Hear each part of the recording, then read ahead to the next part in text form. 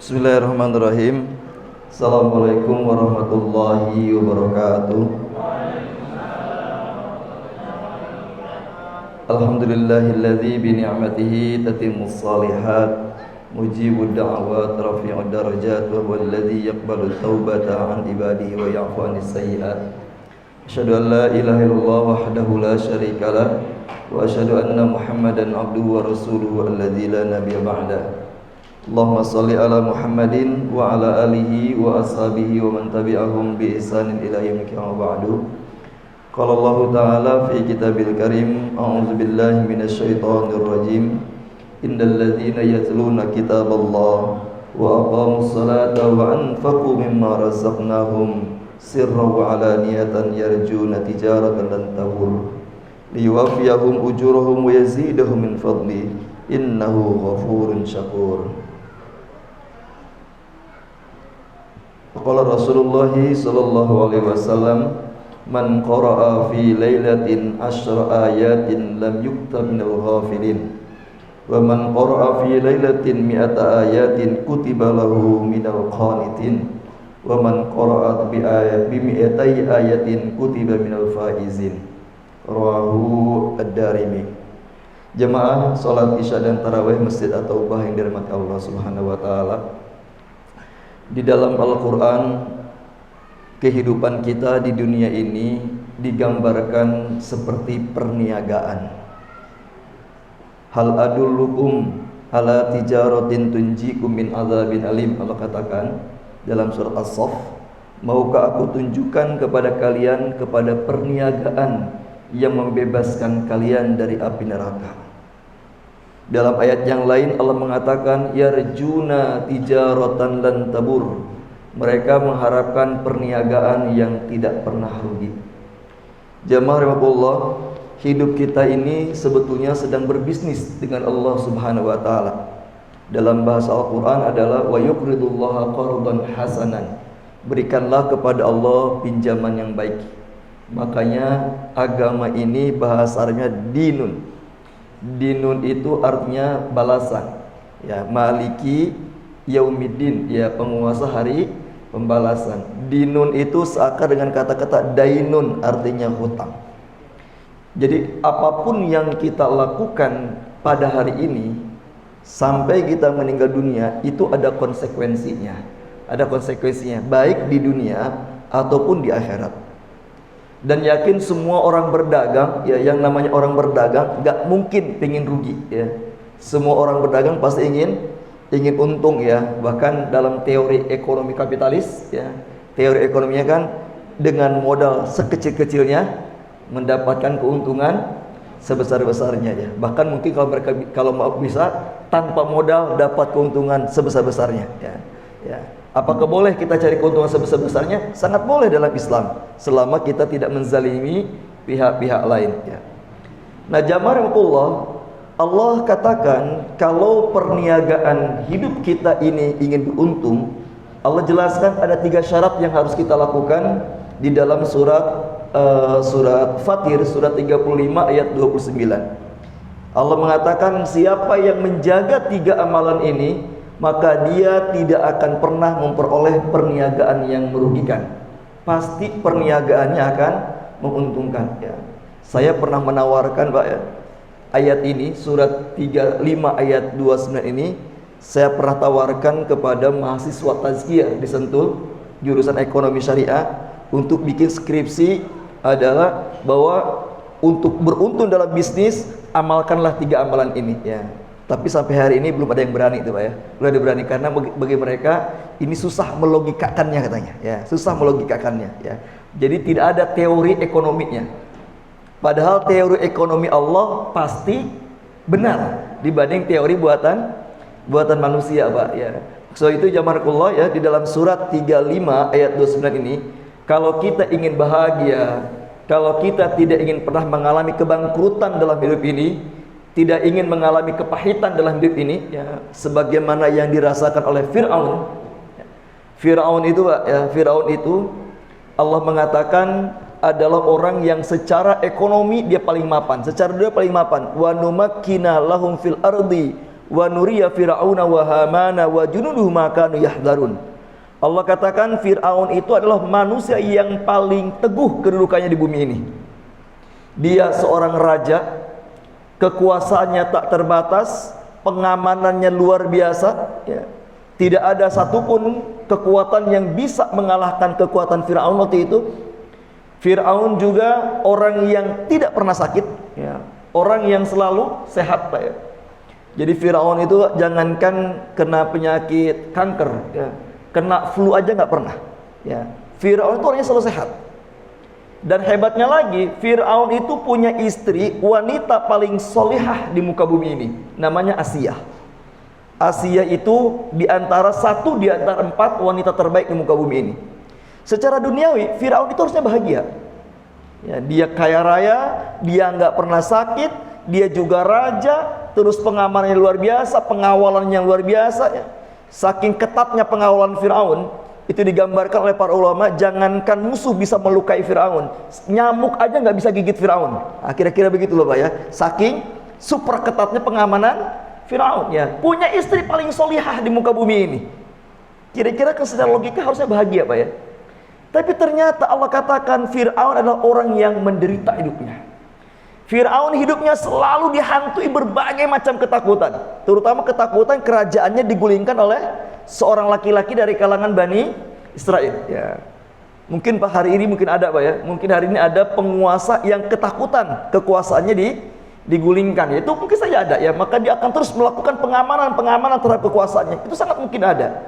Itu sudah terjadi pada zaman Fir'aun. Jadi ternyata Fir'aun dengan nikmat dunia yang melimpah ruah yang begitu banyak, ternyata tidak bahagia. Tapi yang menarik adalah Asiyah, istrinya Fir'aun, punya suami yang paling jahat di muka bumi ini. Kalau hari ini ada laki-laki yang jahat, Pak, tidak ada sejahat Fir'aun. Tidak ada orang sejahat Fir'aun. Asiyah hidup di dalam istana bagaikan burung dalam sangkar emas, tidak bebas, Pak. Tapi ternyata Asiyah hidupnya bahagia. Hidupnya bahagia, ya. Makanya kalau ada seorang istri misalkan menuntut kepada suaminya ingin hidup bahagia, ya kata istrinya, "Wahai Pak, suamiku, aku bahagiakanlah aku ini. Aku sudah berumah tangga denganmu sekian puluh tahun, tapi aku belum pernah merasa bahagia. Aku ingin dibahagiakan sama engkau sebagai suamiku." Yang menarik jawaban suaminya adalah, "Boro-boro ngebahagiain kamu, aku juga tidak bahagia." Ya, mau gimana tuh, Pak, ya? Ya, atau sebaliknya. Jadi kebahagiaan itu pemberian Allah Subhanahu wa taala, Pak. Kebahagiaan itu pemberian Allah Subhanahu wa taala dan dirasakan oleh hati. Dirasakan oleh hati, ya. Fir'aun yang secara finansial, secara ekonomi sangat mapan, tapi ternyata Fir'aun tidak bahagia. Tapi Asiyah yang secara kasat mata harusnya dia menderita, ternyata Asiyah bahagia. Nah, saat itu jamaah Allah jelaskan di dalam surat 35 ada 3 syarat supaya kita merasakan kebahagiaan dalam hidup ini. Ada 3 syarat supaya kita tidak pernah merasa rugi dalam hidup ini. Sekalipun musibah terjadi kepada kita, justru kita merasa biasa aja dengan musibah itu, ya. Saya tadi pagi, Pak, ya, pengajian dengan dengan sekelompok orang-orang tua, ya. Di situ ada beberapa dokter, ya. Ya, saya bilang, "Betul nggak, Dok? Ada orang pernah nggak mendapatkan pasien sakitnya ringan tapi paniknya luar biasa?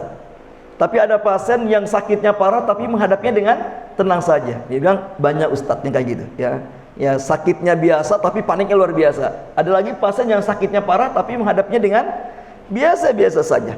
Ini jamaah, ini kondisi hati. Bagaimana supaya kita bahagia? Allah katakan ada 3 syaratnya.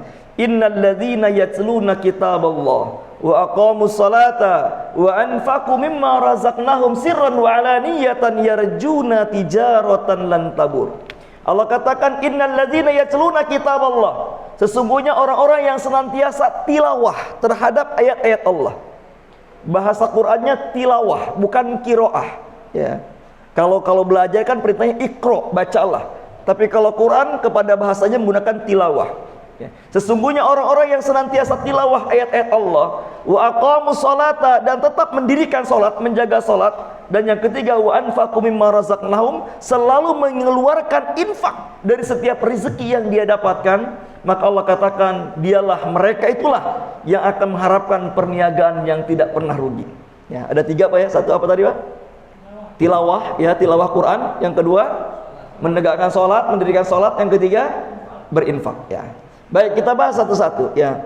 Al-Quran menggunakan bahasanya tilawah. Tilawah itu akar katanya dari kata-kata talayatlu ya, wal qamari idza talaha, dan demi bulan yang menyusul matahari.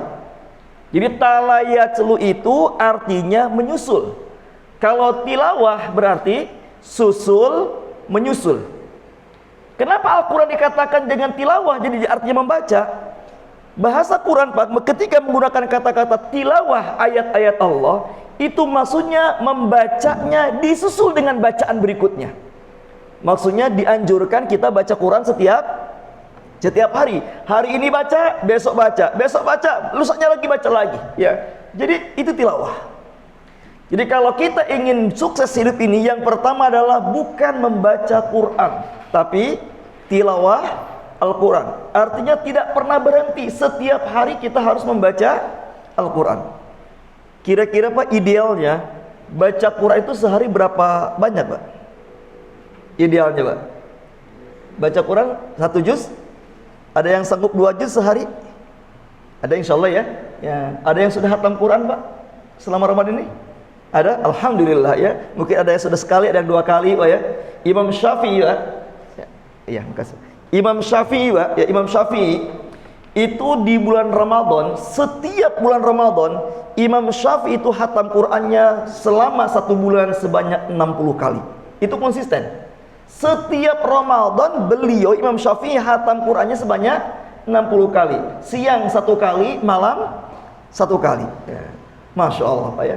Luar biasa itu Imam Syafi'i Pak. Setiap hari itu 2 kali hatam. Berarti kali 30 hari 60 kali hatam ya. 60 kali hatam ya. Ada yang sanggup Pak? Ya. Ada yang sanggup Pak ya. Di Indonesia ada yang sanggup Pak ya. Di Temboro, di Jawa Timur Pak, itu ada beberapa masjid ya.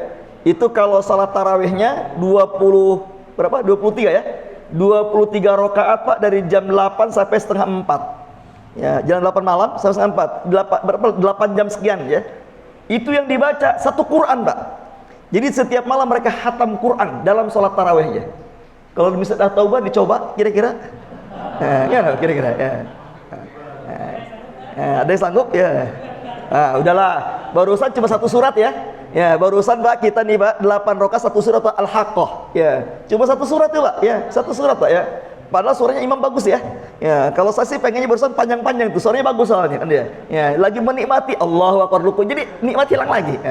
Ya, saya barusan Pak sedang menikmati, tiba-tiba langsung putus Allahu Akbar. Ya, enaknya hilang lagi gitu dia. Ya, nanti ke depan 1 rakaat 1 surat ya.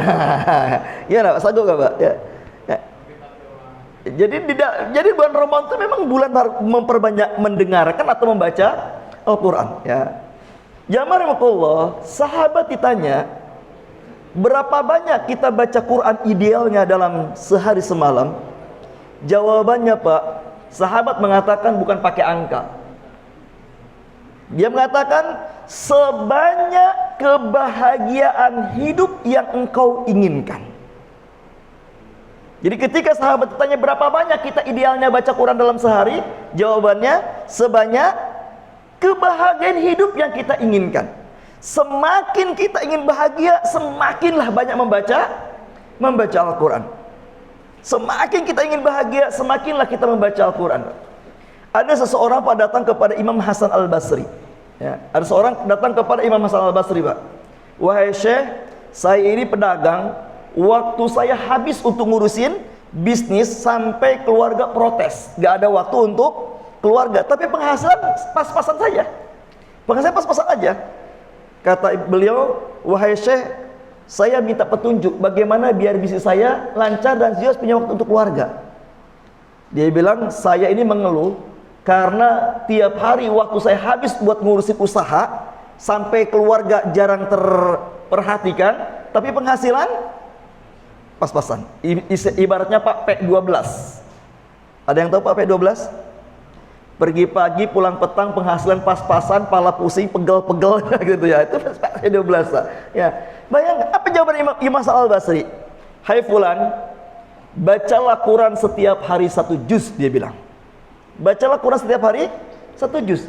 Dia berpikir, Aku nggak baca Quran saja, waktu buku nggak cukup untuk ngurusin bisnis, untuk ngurusin usaha. Bagaimana kalau aku sekarang waktuku terpotong baca Quran? Tapi karena ini petuah gurunya, ya petuah syekhnya, akhirnya dia memaksakan diri setiap hari baca Quran 1 juz. Setelah 1 bulan, apa yang terjadi, Pak? Dalam riwayat ini dikatakan, yang cerita dikatakan, setelah 1 bulan dia konsisten baca Quran sehari 1 juz.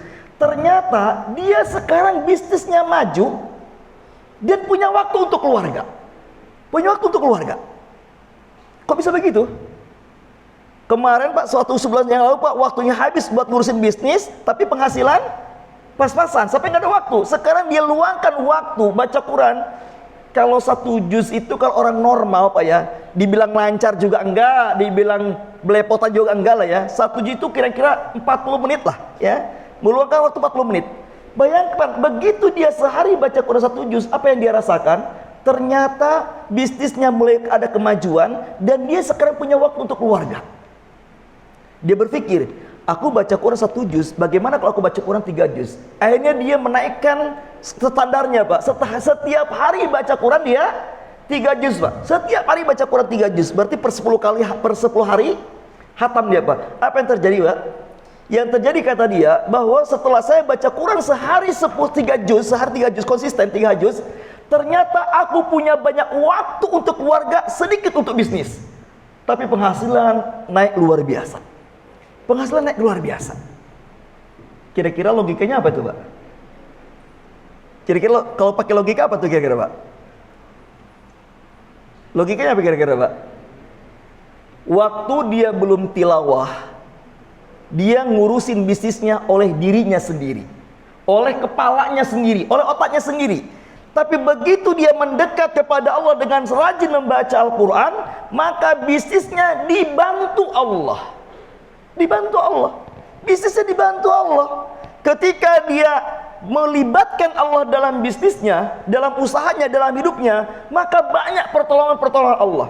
Yang harusnya menggunakan waktu 12 jam cukup 8 jam. Yang harusnya 8 jam cukup 2 jam. Selebihnya biar Allah yang bekerja. Allah punya cara untuk bekerja, Pak. Allah punya cara untuk bekerja. Mungkin gak kira-kira, Pak? Ya, mungkin gak kira-kira, Pak? Saya punya teman, Pak. Hari ini saya punya teman, ya, tetangga juga, udah teman tetangga lagi, Pak, ya. Kemarin hari Sabtu kami ngobrol, ya, kami ngobrol dari jam 6 pagi setelah sholat syuruk sampai jam setengah 10 pagi, Pak. Ya, lumayan 3 jam setengah kira-kira ya, ngobrol dengan dia. Dia miliarder, Pak. Dia miliarder. Dia bilang, Ustaz Rofi, pengeluaran saya per bulan itu kisaran dari 4 sampai 5 miliar pengeluaran saya. Sebulan 4 sampai 5 miliar. Dia bilang pernah mendapatkan uang tunai masuk rekening saya dalam sehari 10 miliar, dia bilang. Uang saya nggak kurang, dia bilang. Alhamdulillah, uang saya nggak kurang. Tapi yang menarik, Ustaz, bagi dia bilang, ya, itu membuat saya bahagia, tapi ada yang paling membuat saya bahagia dia dalam hidup ini, bukan banyak uang saya. Kalau uang saya nggak bermasalah, insya Allah. Yang paling menarik, Ustadz, buat saya adalah saya punya anak 4. Empat-empatnya anak saya ahli ibadah, insya Allah, Ustadz. Yang paling membuat saya paling bahagia dari keempat anak, dia bilang, anak saya yang paling kecil, umur 8 tahun hari ini, itu dari umur 6 tahun sampai 8 tahun hari ini, itu nggak pernah tinggal sholat tahajud. Anak umur 6 tahun sampai sekarang 8 tahun, udah 2 tahun konsisten nggak pernah tahajud. Saya tanya, itu dibangunkan atau bangun sendiri? Seringnya bangun sendiri. Saya bilang dalam hati, saya aja yang ustadz, ya, saya aja ustadz, kadang-kadang terlewat juga tahajud gitu, terlewat juga. Ini anak kecil, Pak, anak kecil. Anak yang paling besar, dia bilang, anak yang paling besar, dia bilang, saya tawarkan ustadz anak saya paling besar untuk ngurus perusahaan saya, ya, untuk ngurus satu proyek lah. Apa jawabannya? Ayah, cari ajalah orang lain. Aku tidak berminat ngurusin kayak gituan. Aku ingin jadi penghafal Quran. Ya, kalau ayah berminat, bangunkan aku pesantren, insya Allah aku ingin punya pesantren aja. Bayangkan tuh, Pak. Orang tua kaya raya, anaknya masih muda, ya, anak-anak muda, tapi dia ahli masjid. Dia targetnya ingin hafal Quran. Sekarang lagi menghafal Quran. Kata ayahnya, Ustadz, itu anak saya yang paling pertama itu, yang besar itu, saya kasih hadiah ke dia mobil Fortuner terbaru. Ya, mobil Fortuner terbaru. Ya, berapa harganya kira-kira, Pak? Ya, saya biasa pakai motor, jadi gak tahu harga Fortuner berapa itu, Pak, ya. 600. Ya, 600 juta lah kira-kira ya, 600 juta. Apa dia bilang? Ustaz, saya kasih anak saya hadiah mobil Fortuner untuk dia. Apa jawabannya? Ayah, aku nggak butuh itu.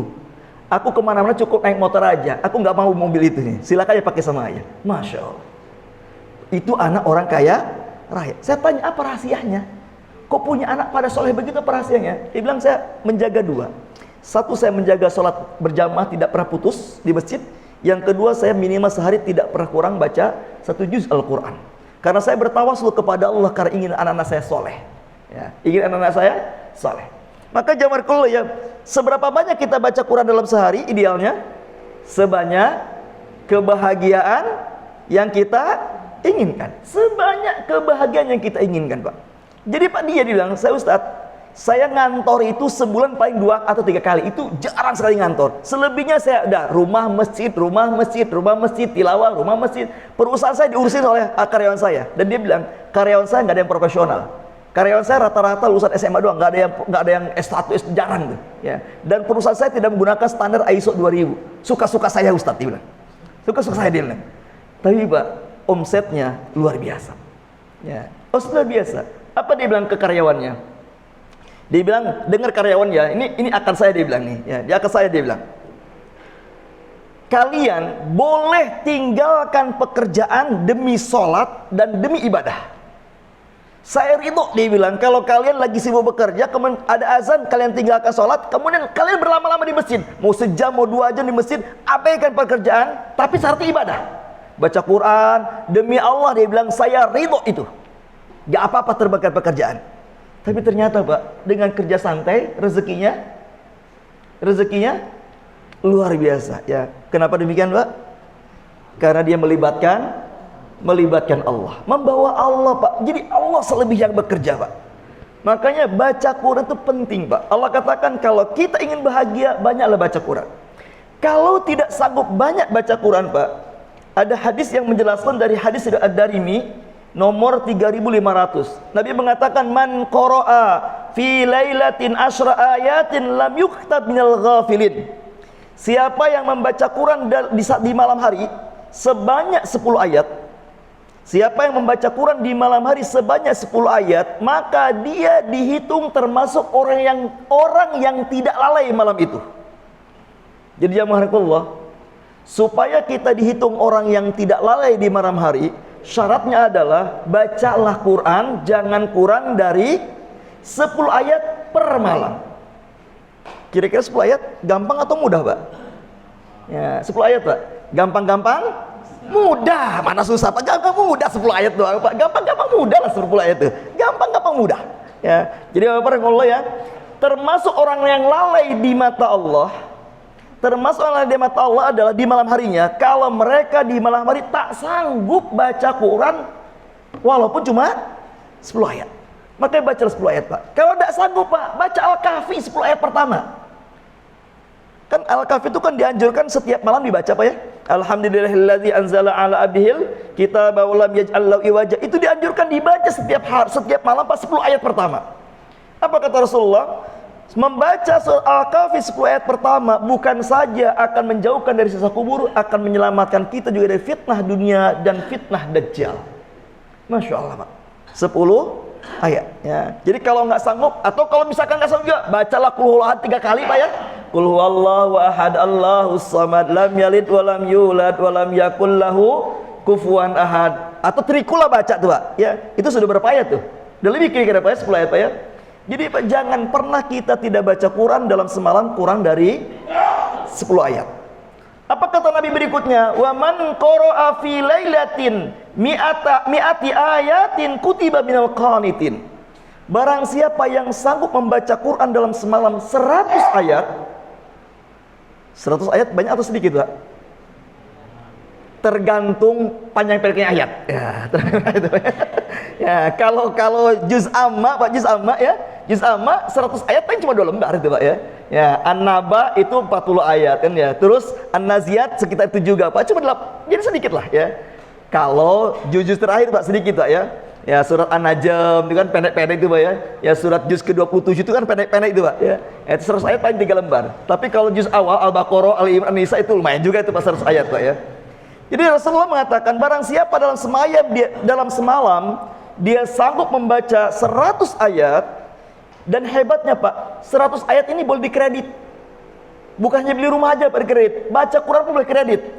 Pada maghrib 10 ayat, pada isya 20 ayat Pak ya. Terus sebelum tidur 15 ayat. Nanti sisanya dalam salat tahajud.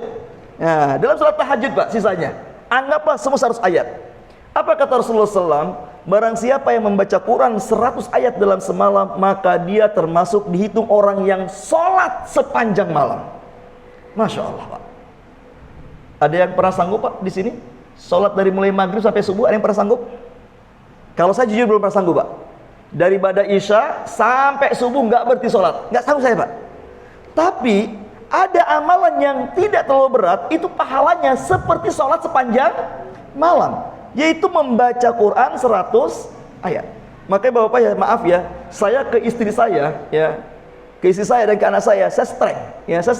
Saya bilang, sudah 100 ayat belum di malam hari Pak? Saya tidak anjurkan istri saya tidur sebelum selesai membaca 100 ayat. Saya bilang 100 ayat. Supaya apa? Andai saja kita sudah membaca 100 ayat sebelum tidur, jam berapapun di malam hari kita meninggal dunia, kita meninggal dalam keadaan sedang sholat di mata Allah. Gampang atau mudah Pak? Gampang?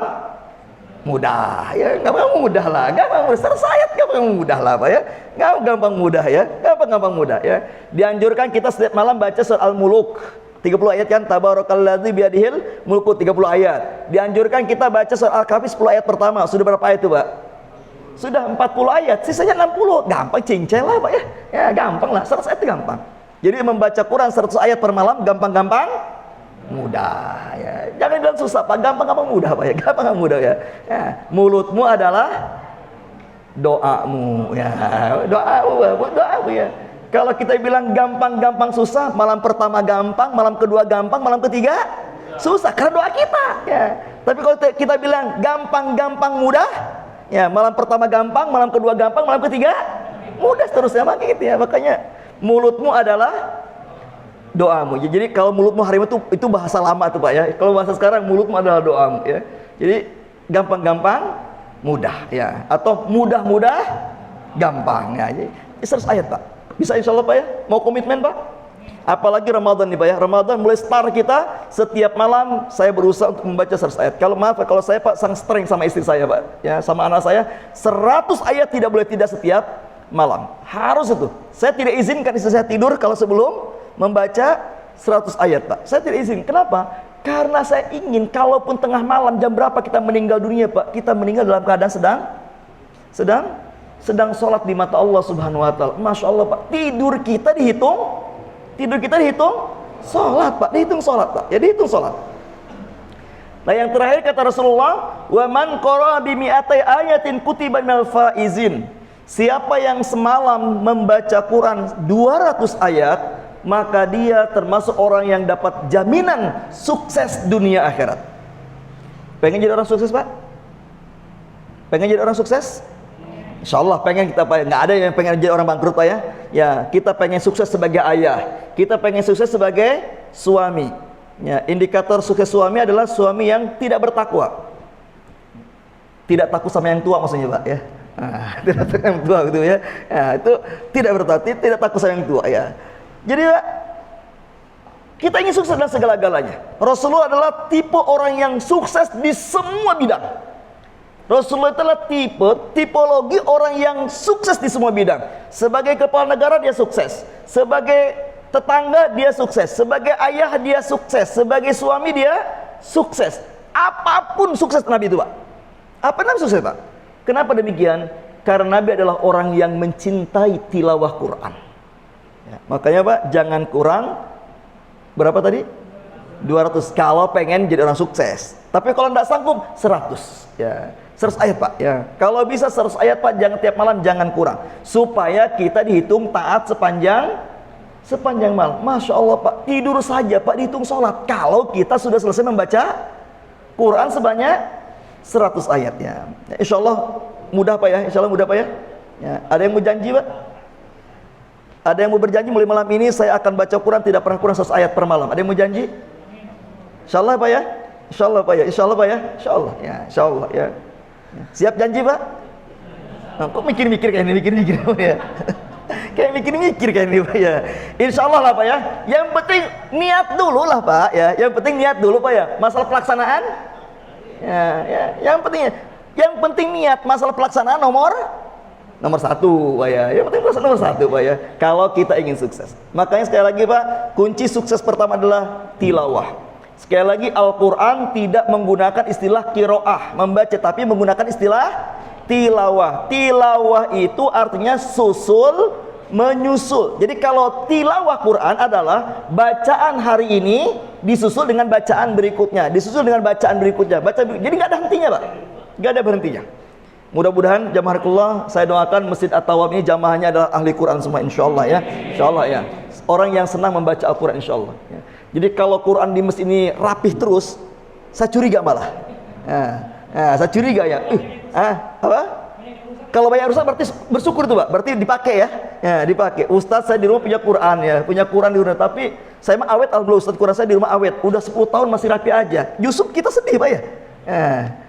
Berarti jarang baca Quran. Ini ada kisah nyata Pak. Ada kisah nyata. Ada seorang ustadz diundang oleh jamaahnya ke rumahnya, ya, diundang ke rumahnya, ya, ke rumahnya. Ternyata begitu selesai acara, si tuan rumahnya kehilangan uang di amplop, Pak, dalam jumlah yang tidak sedikit. Dan yang tidak sedikit. Dan tidak ada orang yang masuk ke rumah dia kecuali si ustadz ini. Berarti kesimpulannya Pak, si tuan rumah nuduh siapa Pak? Nuduh ustadz. Akhirnya Pak, dipecatlah ustadz itu. Dipecatlah ustaz itu, ya, dipecatlah ustaz itu.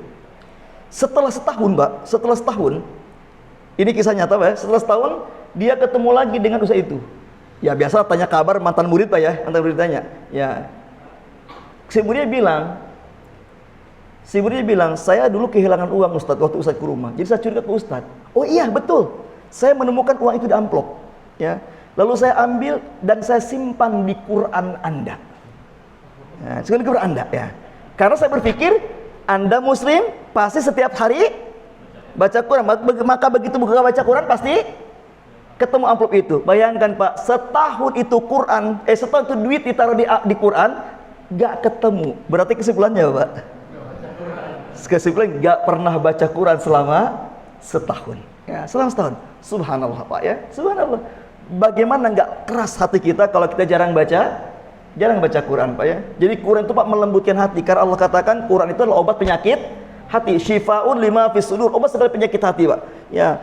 Gampang marah, baca Quran lah, biasakan baca Quran ya. Gampang judes ya, gampang suuzon, gampang gak pede, gampang putus asa, solusinya adalah Quran. Biasakanlah membaca Quran Pak. Kenapa? Kan Allah katakan Quran adalah obat penyakit hati. Ini jamaahullah yang pertama ya, syarat sukses adalah senantiasa tilawah. Yang kedua Allah katakan wa aqamus shalah, senantiasa menjaga salat. Masalah salat Pak, ini menarik di Al-Quran. Masalah salat itu ada dua di Al-Quran itu tentang salat Pak. Yang satu dapat janji kesuksesan, qad aflahal mu'minuna alladzina hum fi salatihim khashi'un. Sungguh beruntung orang mukmin yang khusyuk dalam salatnya. Surat 23 ayat 1 dan 2. Jadi Pak, Allah katakan siapakah mukmin yang akan sukses? Mereka yang khusyuk dalam salatnya. Itu berarti janji. Tapi dalam ayat yang lain justru ada ancaman bagi orang yang salat. Fawailul lil musallin alladzina hum an salatihim sahun. Celakalah, bagi orang-orang yang salat. Kecelakaan, kebinasaan, kerugian di dunia dan akhirat bagi mereka yang salat. Siapa mereka yang salatnya yang celaka? Alladzina hum an salatihim sahun, itu mereka yang lalai dalam salatnya. Yang lalai dalam salatnya. Jamaahullah, di dalam hadis riwayat Abu Daud, Nabi mengatakan bahwa waktu salat 5 waktu itu ada 2. Sekali lagi ya, salat zuhur waktunya ada 2, salat asar ada 2, maghrib ada 2, dan seterusnya. Salat 5 waktu ada 2. Nabi mengatakan man sami'an nida'a falam ya'tihi fala salata lahu illa min uzrin. Barang siapa yang mendengar azan. Bapak di rumah kedengaran azan Pak? Dari sini kedengaran? Barang siapa yang mendengar azan, apa kata Nabi? Falam ya'tihi, lalu dia tidak mendatangi azan itu, berarti apa Pak? Tidak datang ke masjid atau sholatnya ditunda-tunda. Fala sholata lahu illa min uzrin, maka tidak ada pahala sholat baginya kecuali karena uzur.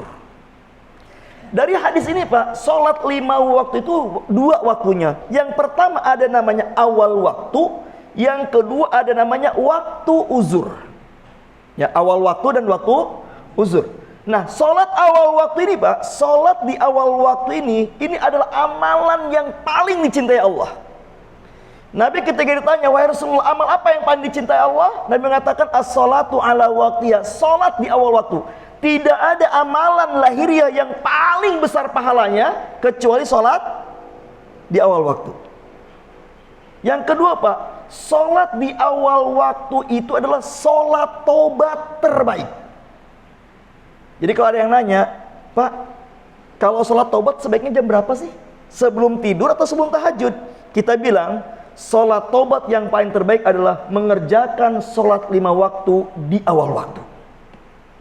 Itu dalilnya surat 11 ayat 114, surat Hud ya, ayat 114.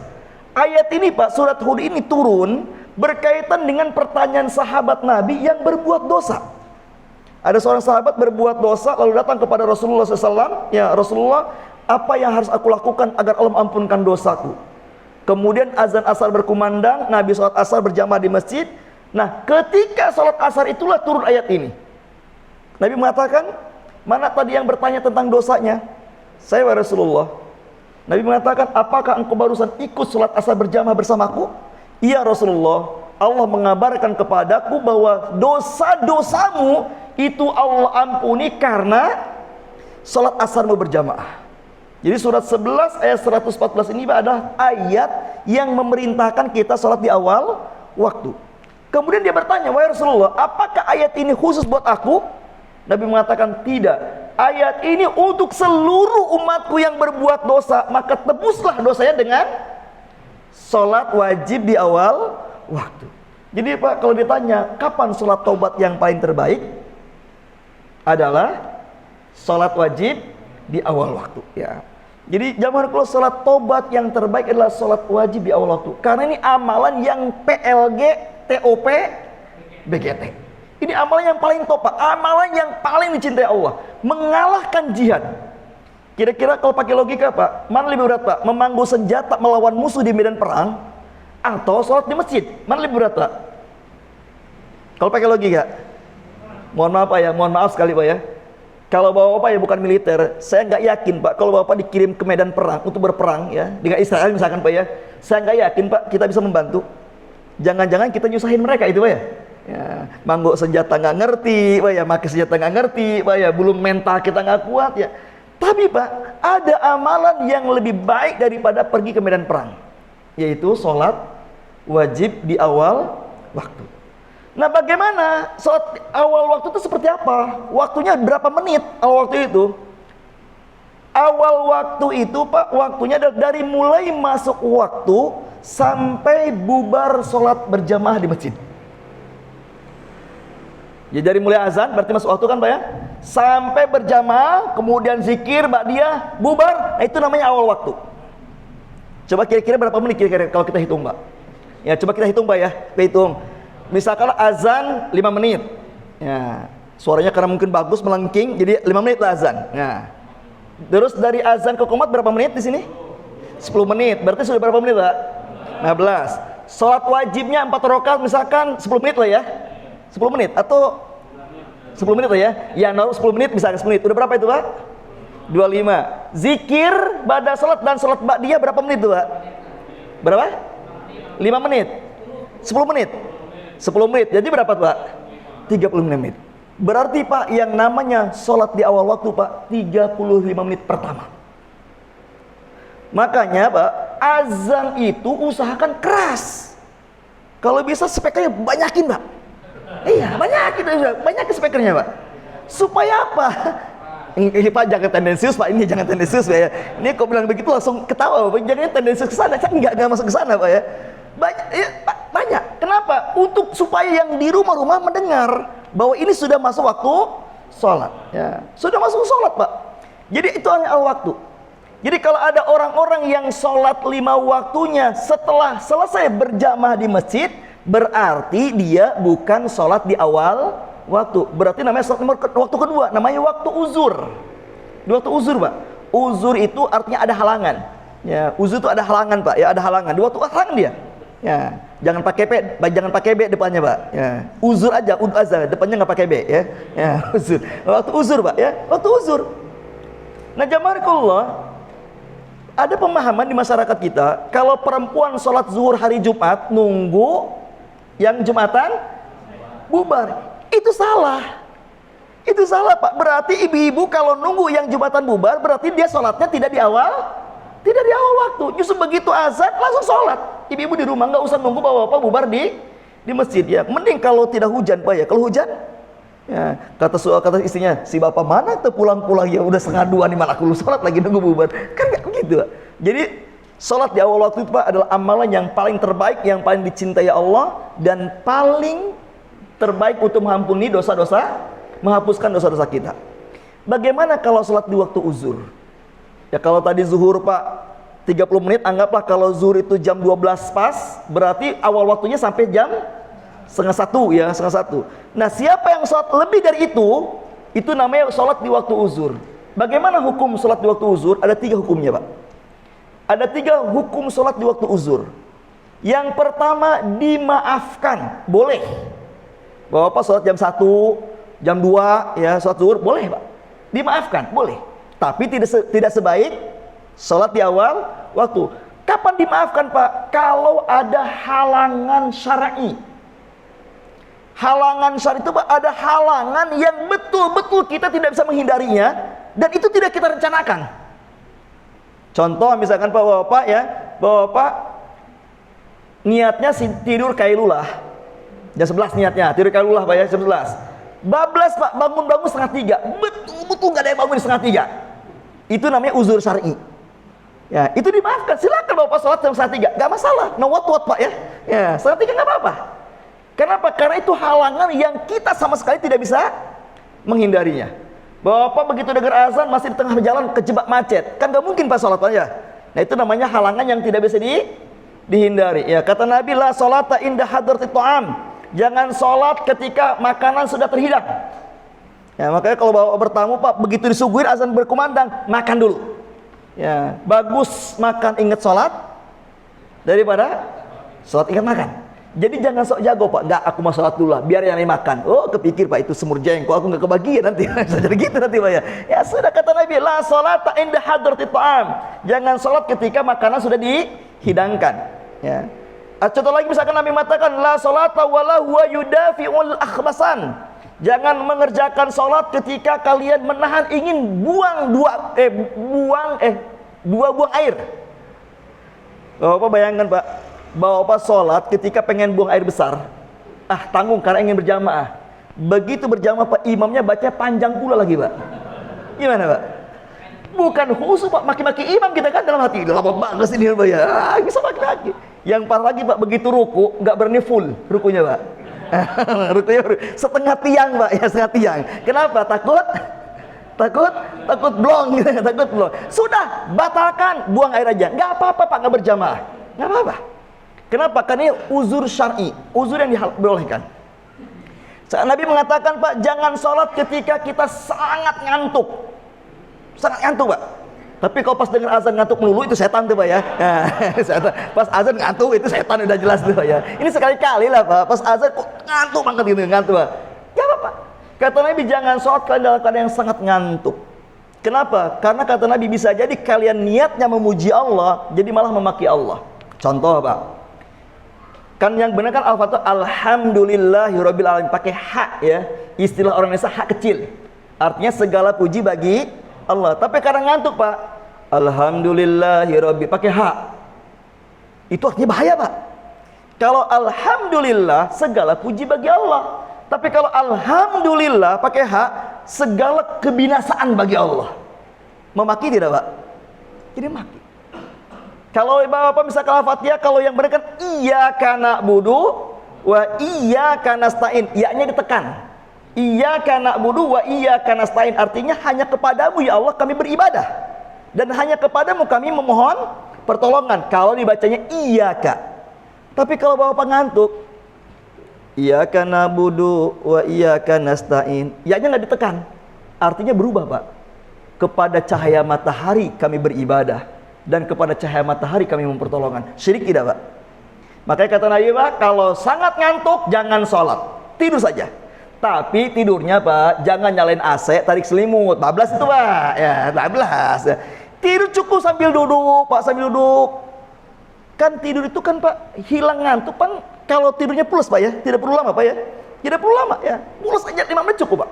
Ya, cukup Pak ya. Ya. Kalau pakai selimut, tarik selimut, pasang AC, bablas itu Pak ya.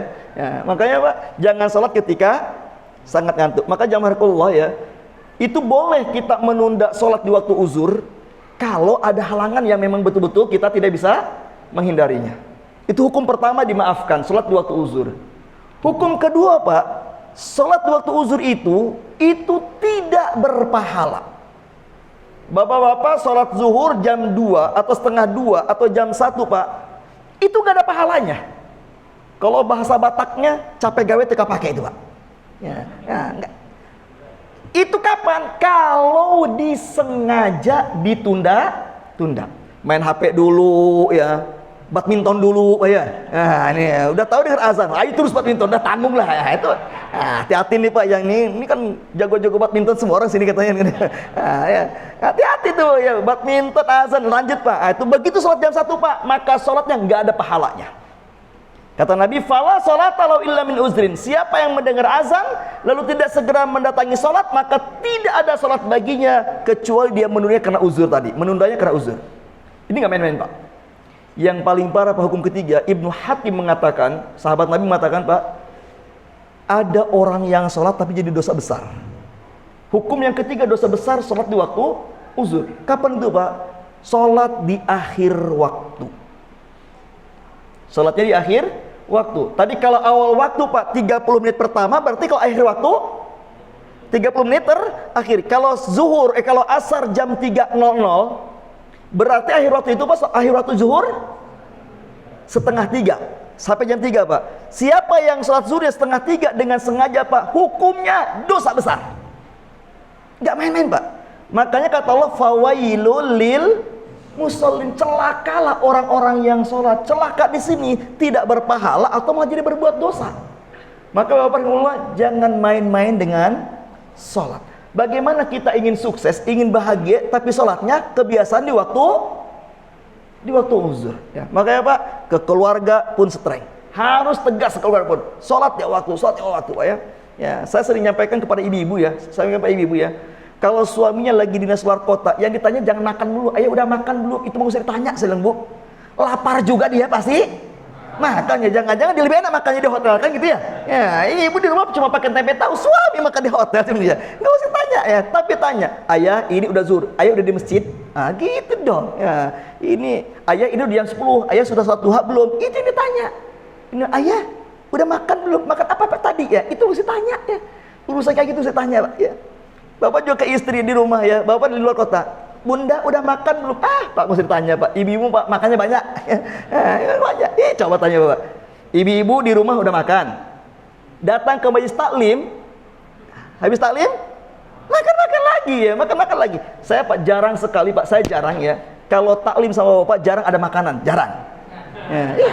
Ada minuman saja udah beruntung, kalau sama Bapak. Tapi kalau taklim ibu-ibu, melimpah ruah makanan tuh ya, melimpah ruah. Bukan menyinggung, bukan, ini biasanya Pak ya. Begitu Pak ya. Jadi kalau ibu saya tanya makanan Pak ya, kalau ibu saya tanya makan, setiap taklim pasti ada makan. Habis itu habis makan, bubar ke rumah, bubar dari masjid kajian, makan bakso dulu yuk ya, makan bakso dulu yuk. Bayangkan itu Pak ya. Jadi kalau urusan dunia nggak terlalu banyak diingatkan, akhirat Pak. Ya, akhirat Pak. Ini namanya suami soleh, istri soleh. Yang diingatkan adalah urusan perkara akhirat. Maka jamaahullah ya, jangan sampai kita termasuk orang yang fawailul lil musallin. Yang parah Pak. Ada orang sholat asar setengah 6. Setengah 6. Waladhdallin amin. Bismillahirrahmanirrahim. Ara'aital ladzi yukadzibu biddin fadzalikal ladzi yad'ul yatim wa la yahudu ala ta'amil miskin fawailul lil musallin alladzina hum an salatihim. Itu kan nyinggung dia itu, Pak. Itu kan ngancam dia, Pak. Tapi anteng aja dibacanya, Pak. Padahal dia salatnya anteng aja bacanya, Pak ya. Saya, Pak, bener, Pak. Saya kalau pernah ya salat tuh, Pak, memang agak malas waktu itu, Pak ya. Capek apa ditunda-tunda. Begitu sholat, Pak, saya baca Al-Maun, ara'aital ladzi yukadzzibu, Pak. Begitu fawailul lil musallin, saya ulang-ulang, fawailul lil musallin, celaka rofi sholat kamu gitu ya. Celaka sahabat. Bayangkan, Pak. Besoknya nggak berani lagi kita nunda-nunda, Pak, ya. Nggak berani lagi, Pak, ya. Makanya kalau bawa sholatnya terlambat, Pak, bacalah Al-Maun, Pak, ulang-ulang ke fawailul lil musallin, celaka sholatmu, celaka sholatmu, celaka sholatmu. Alladzina hum an salatihim, itu yang lalai. Ya. Maka jamaah ya, apakah sholat itu membawa keberuntungan buat kita? Iya. Kalau sholatnya dibiasakan di awal waktu, ya. Dan yang terakhir, Pak, kunci susah adalah berinfak, ya. Berinfak. Infak orang yang sukses, Pak, bukan nunggu diminta. Orang yang akan diberikan kebahagiaan dan kesuksesan, Pak, infaknya bukan nunggu diminta. Tapi Allah katakan wa mimma razaqnahum yunfikun. Setiap dapat rezeki, Pak, maka prioritas utama dari rezeki yang dia dapat adalah infak dulu. Makanya kalau bisa, Pak, jangan banyak hutang, Pak ya. Orang kalau banyak hutang, Pak, begitu dapat rezeki yang pertama dipikirin infak atau bayar hutang? Bayar hutang ini. Makanya kalau bisa jangan banyak hutang, Pak ya. Tapi di sini nggak ada yang punya hutang, Pak, insya Allah, Pak ya. Nggak ada, insya Allah. Alhamdulillah. Wajah-wajah nggak punya hutang semua, insya Allah ya, insya Allah. Insya Allah nggak punya hutang. Ya. Kalau banyak hutang, Pak, dapat rezeki bukan ngamalin ayat, bayar hutang dulu. Padahal kata Allah, kalau kita ingin ulaika humul muflihuna wa ulaika humul muhtadun, kan? Mereka ada orang yang beruntung, mereka orang yang dapat petunjuk adalah alladzina yunfikuna wa mimma razaqnahum yunfikun. Setiap dapat rezeki infak dulu didahulukan. Infak dulu, Pak. Jadi infak adalah gaya hidup ketika kita dapat rezeki. Setiap dapat rezeki infak dulu. Sebagai penutup, Pak, dalam Al-Baqarah 195, Al-Baqarah 195, Pak, itu asbabun nuzulnya, sebab turunnya. Sahabat-sahabat Nabi yang senior yang dari awal masuk Islam, Pak, datang kepada Rasulullah. Wahai Rasulullah, kami setiap hari berinfak untuk membela Islam sampai kami gak punya apa-apa. Sekarang Islam sudah jaya, Islam sudah kaya, sudah punya kekuatan yang luar biasa. Mereka bilang, sahabat Nabi yang senior, bolehkah kami sekarang cuti dulu tidak berinfak? Gantianlah yang junior infak. Kami kan dari awal Islam sudah infak, ya. Pak, Nabi bengong. Jadi ada sahabat minta dispensasi untuk tidak berinfak dulu. Turunlah ayat wa anfiqu fi sabilillah wa la tulqu bi aidikum ila tahlukah, kata Allah. Tetaplah kalian berinfak di jalan Allah, karena berhenti kalian berinfak sama dengan berinvestasi kebinasaan. Jadi jamaah Allah, berhenti berinfak sama dengan kesengsaraan, ya. Wa amma man bakhila wastagna wa kadzdzaba bil husna fasanuyassiruhu lil usra. Adapun orang-orang yang bakhil, tidak mau bersedekah, Allah katakan fasanuyassiruhu lil usra, maka kami mudahkan baginya jalan menuju kesulitan hidup. Tapi sebelumnya Allah katakan wa amma man a'ta wattaqa wa saddaqa bil husna fasanuyassiruhu lil yusra. Adapun orang yang suka memberi dalam rasa takwa, yakin dengan balasan Allah, fasanuyassiruhu lil yusra, kami mudahkan baginya jalan menuju kemudahan, kebahagiaan. Jadi kalau ingin dimudahkan kita, Pak, urusan kita, maka biasakanlah infak menjadi gaya hidup kita. Ya, infak jadi gaya hidup kita, Pak ya. Ya, gitu, Pak ya. Infak ke PLN, Pak ya. Infak ke bank, gitu ya. Infak ke bank, gitu ya. Jadi ya maksudnya infak yang bukan itu mah kewajiban, Pak, bayar hutang, Pak ya. Ini infak lah, Pak ya. Makanya insyaallah kalau ini jadi gaya hidup masyarakat jamaat at-taubah, oh ini unlimited insyaallah, Pak ya. Ya, jadi banyak program yang bisa kita bikin buat di sini insyaallah ya. Bangun masjid segini sebulan terkumpul insyaallah gampang, Pak ya. Kalau infak jadi gaya hidup, Pak ya. Nah, sekali lagi, Pak, selama infak tidak jadi gaya hidup, Pak, maka kebahagiaan masih jauh bagi kita. Ya. Orang yang pelit, Pak, hidupnya nggak bahagia, selalu dihantui ketakutan, Pak. Ada orang makin kaya makin takut, Pak, hidupnya, Pak. Makin kaya makin takut. Saya pernah ketemu rumah, Pak, yang pagar rumahnya lebih tinggi daripada atap rumahnya. pagar rumah lebih tinggi daripada atap rumah. Di atas pagar dikasih kawat berduri, ya, dikasih setrum, Pak. Setiap sudut ada CCTV, gerbang dijaga sama satpam, satpam ditemenin. Itu tahu apa tuh, Pak, ya? Bayangkan, Pak, itu, Pak, ketakutan yang luar biasa. Logikanya, Pak, sederhananya, Pak, tabiatnya orang makin kaya makin takutnya tinggi, Pak. Bapak-bapak sekarang ke masjid pakai sendal harga 100.000, tenang nggak sholat di sini, Pak? Tenang nggak sholat di masjid, Pak? Tenang. 50.000 atau paling cuma sendal jepit, Pak, ya.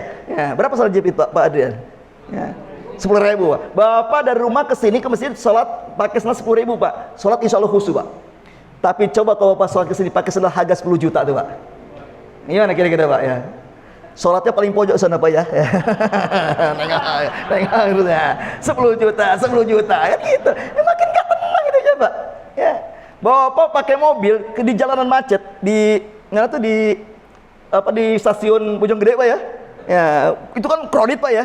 Ya, kalau mobil Bapak mobil Avanza tahun 2000 lah, ya. Kira-kira motor selewiran tuh nyaman gak kita? Biasa aja nggak, Pak, kira-kira, Pak? Biasa. Coba Pak kalau Mercy, Pak, terbaru, Pak. Bapak lewat terjebak macet di stasiun Bojonggede, Pak, itu kredit motor kanan kiri, Pak, Mercy. Kira-kira gimana tuh, Pak? Gimana kira-kira, Pak? Gitu ya. Jadi, Pak, logikanya manusia semakin kaya itu semakin gak bahagia sebetulnya. Kecuali orang yang selalu berinfak. Orang selalu berinfak, Pak. Itu Allah yang ngasih ketenangan, insya Allah. Maka sekali lagi yang Allah, inilah 3 kunci agar kita diberikan kebahagiaan dunia akhirat. 1, tilawah, ya, bukan baca Quran, Pak, ya, tapi tilawah. Baca Quran dengan tilawah beda artinya. Kalau tilawah apa tadi, Pak? Susul menyusul. Yang kedua, sholat. Tapi ingat, sholat itu ada yang celaka, yaitu yang sahud, yang suka menunda-nunda waktunya. Maka biasakan di awal waktu. Dan yang ketiga, berinfak. Dan infak yang dimaksud bukan nunggu diminta, tapi memang infak menjadi gaya hidupnya. Mudah-mudahan dengan kita tidak menjaga 3 perkara ini, Allah bahagiakan kita dunia akhirat. Amin ya rabbal alamin. Hadanallahu wa iyyakum ajmain. Subhanakallahumma bihamdika asyhadu an la ilaha illa anta astaghfiruka wa atubu ilaik. Sekalian niat mau puasa, Pak, ya? Tadi punya. Ya, mari kita bersama-sama niat mau puasa.